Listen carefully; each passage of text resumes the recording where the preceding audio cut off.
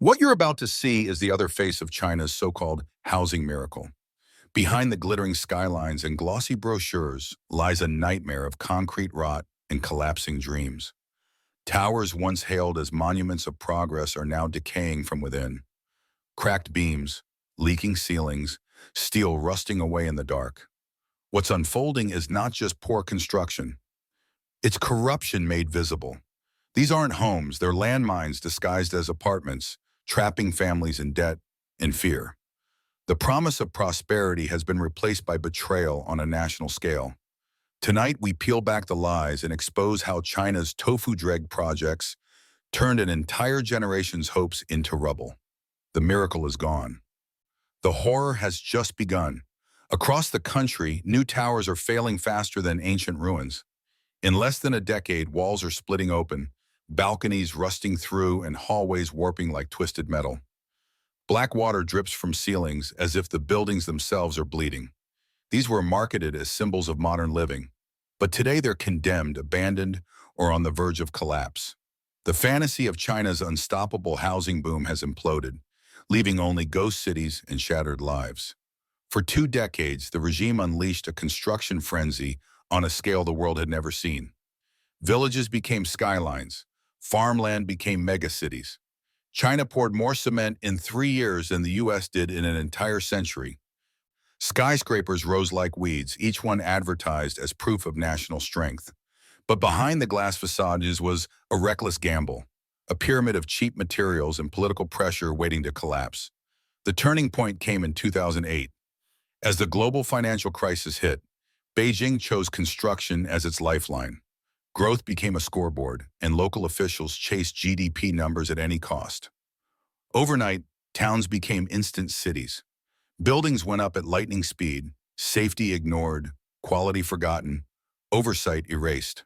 Developers slashed costs everywhere. Watered-down cement, missing steel reinforcements, fake inspections signed off with bribes. What looked like prosperity was actually fraud cast in concrete. The decay began immediately. Cement crumbled within years. Ventilation, drainage, even fire safety barely existed. Officials cashed in, families were handed keys to death traps. These apartments were never designed to last a lifetime. Many weren't even built to last 10 years. In Yunga, a 31-story tower finished just 6 years ago turned into a disaster. Within months, leaks spread, walls cracked, and stairwell plaster rained down, narrowly missing a child. Videos went viral, but censors buried the evidence. In Guang, an entire block started tilting in 2023. Hundreds of families were evacuated overnight, offered nothing in return. In Suzhou, luxury condos that cost buyers millions now sit with rusted balconies and peeling tiles, worthless shells of broken promises. In Kunming, a high-rise swayed so violently during a storm that residents thought it would topple. The developer dismissed their fear as weather issues and walked away. This isn't a series of accidents. It's a structural collapse of a whole industry addicted to speed, greed, and appearances. Some towers were built in just over a year, using untrained laborers and bargain bin supplies. By 2024, even Beijing's own Ministry of Housing was forced to admit the crisis, issuing a rare warning about dangerous construction. But the warning came too late. Thousands of towers already stand as ticking bombs, occupied by families with nowhere else to go. Maintenance funds? Gone. Developers? Vanished. Property managers? Broke. And so, the burden falls on ordinary people, stuck with cracked walls, broken elevators, endless repairs, and decades of crushing mortgages. What remains is not a housing miracle, but a national betrayal etched in concrete, a nightmare from which millions of Chinese families cannot wake. On China's social platforms, Weibo, Douban, and beyond, horror stories flood the feeds. Families share videos of raw sewage rising through kitchen drains, staircases splitting like broken bones, entire high-rises stinking of mold and rot. With officials ignoring their cries, residents have started organizing on their own. They crawl through basements, photograph cracks, and pool their savings just to patch up emergencies. In Hunga, a drone captured shocking footage in late 2023, a skyline of towers less than a decade old, Already lifeless and hollow, facades split open, weeds sprouting from the scars of crumbling concrete. How did it get here? Three reasons. First, blind growth. Real estate became the engine of China's boom. Local cadres chased GDP numbers, racing to erect skyscrapers in under 2 years. Blueprints were copied, labor was untrained, and no one cared about the aftermath. Second, corruption. Developers and officials colluded over land approvals. Safety inspections were bought off or skipped. Substandard cement, weak steel, and faulty waterproofing became the norm. Whistleblowers were silenced, while families unknowingly signed their lives away. Third, abandonment. Once apartments were sold, developers vanished. Property managers, starved of funds and free from regulation, dodged repairs. Elevators failed, roofs leaked, beams cracked, and no one stepped in. For ordinary Chinese, buying a home was never just about walls and floors. It was about dignity, stability, and the promise of a secure future. Families sacrificed everything, decades of savings, loans from relatives, crushing mortgages. Now, that dream is turning into a trap. In Nanjing, 67-year-old retired teacher Ms. Zhang watches new cracks snake across her 8-year-old unit. The elevator has been broken for months, forcing her to haul groceries up 14 flights of stairs. She can't leave, yet she no longer feels safe inside her own home. In Wuhan, parents withdraw children from schools near crumbling towers. Beds are dragged away from ceilings in danger of collapse. Residents cough from mold, suffer skin rashes, or dodge falling plaster. Injuries are rising while compensation, when granted, is so small it feels insulting. In Xi'an, a 70-year-old widow was discovered freezing in an abandoned unit. No heat, no water, no family, and no official help. Wealthier families escape to safer districts, but the poor are left behind. Once vibrant communities dissolve into silence. Lobbies deserted, balconies empty, entire neighborhoods turning into vertical ghost towns. The crisis is spreading beyond households. Banks now face waves of defaults as homeowners stop paying and developers vanish into bankruptcy. Local economies are slowing to a crawl. A cultural belief, homeownership as the ultimate security, is breaking apart. In smaller cities, buyers ask only one desperate question: how old is this building? Young couples hesitate. Parents stop pressuring their kids to buy. The foundation of generational wealth is collapsing. Some developers have already begun quietly demolishing unfinished projects, not to rebuild, but to erase evidence. Towers are being destroyed in plain sight, as if erasing the ruins could erase the truth. What's breaking apart in China isn't only concrete, it's confidence itself. For years, the Communist Party tied its credibility to the promise of prosperity.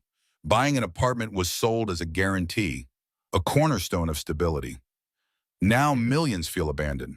On censored platforms like Weibo and Douban, families whisper about bursting pipes, ceilings soaked with black mold, and floors that bay under their feet. In Shenzhen, homeowners who dared to protest outside a developer's office in 2023 were swiftly silenced. News of the event was erased overnight. This is the story of a system obsessed with looking strong, yet terrified of confronting the cracks spreading beneath it. How can property remain the engine of the Chinese economy when the buildings themselves are falling apart? And how can people trust leaders who dismiss their pain as nothing more than a public relations nuisance? The unraveling isn't slowing, it's accelerating. From Beijing's suburbs to towns like Zhengzhou, where a 6-year-old tower literally fell apart live on social media, the rot is spreading like wildfire behind polished facades. In Guang, residents were evacuated from a leaning tower, left stranded without answers, compensation, or a future. The silence from officials was deafening. The collapse isn't just structural, it's emotional, financial, and generational. A house was supposed to mean safety. Today, for countless Chinese families, it feels like a prison. In Suzhou, once luxury condos now sit worthless, with rusted railings and lifeless elevators. In Kunming, an entire building swayed violently in the wind. Developers dismissed it as weather problems and walked away. Even the government's 2025 warning about reckless construction brought no relief to those already trapped in crumbling homes. With no system for long-term maintenance, buildings rot from the inside. Developers vanish after sales, property managers plead poverty, and residents are left to pay repair bills they cannot afford. In Hangzhou, drones have captured ghostly towers with shattered windows and gaping cracks, monuments to greed and negligence. Every fracture hides a personal tragedy. In Nanjing, 67-year-old Mrs. Zhang drags her groceries up 14 flights of stairs each day in the home she sacrificed her life savings for. In Wuhan, Mr. Liu shifted his daughter's bed away from a collapsing ceiling, terrified that mold and falling plaster could harm her in her sleep. This isn't just urban decay. It's a slow-motion betrayal, crumbling brick by brick, life by life. The streets are no longer alive with crowds. They are filled with the unemployed, drowning in debt. Hospitals are packed with stroke and heart attack patients. What's going on? Do you realize how terrifying this economy has become? I don't even dare to call my friends or relatives anymore. Every conversation is like opening a floodgate of despair. I thought my life was miserable enough, but their stories are worse, more hopeless, more suffocating. The more we talk, the heavier the darkness becomes. Look around. Businesses are shutting down everywhere. Entire industries collapsing. Something that sold for 5 yuan just days ago now goes for 3.5. Linyi, once the proud logistics capital of China, has turned into a ghost town. Trucks that once carried fortunes now sit idle, and job seekers like me send out resumes that are never even opened. Savings are gone, and many of us don't even dare to go home for the new year. Migrant workers suffer too. They labor all year, yet when school starts, they can't send a single penny to their children. The police show up, but nothing changes. Big hotels are forced to sell braised meat on the streets. Apartments stand empty as people pack up and leave. Even universities with tens of thousands of students are drowning in billions of yuan in debt, their accounts frozen by courts. Restaurants are empty. Shopping malls echo with silence. Street markets vanish.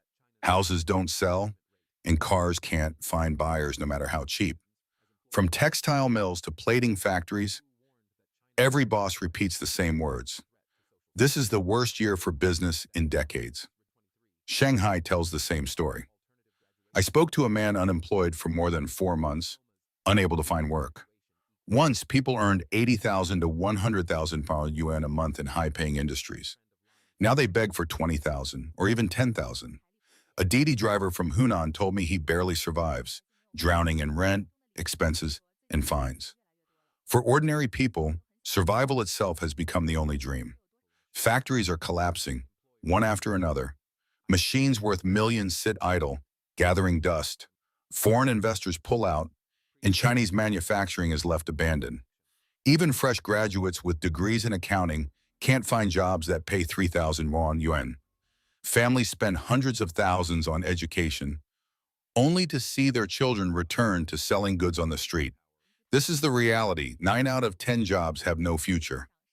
Nearly 500 million people are lying flat, drifting through life with no hope. Experts warn of unrest, and whispers of rebellion spread through the streets. This is not a slowdown. This is collapse, and it is swallowing an entire generation.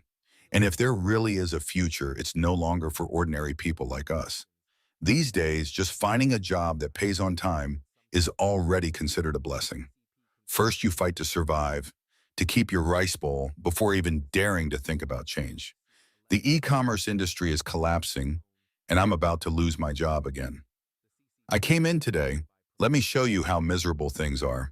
Look at this, a giant office, pitch black, not a single person left. Just 2 weeks ago, this place was bustling. Every day, someone helped me set up the live stream, turn on the lights, boot up the computer. Now I do everything myself because the company has gone bankrupt. Everyone else was laid off. Only I remain. This is the reality of China's economy.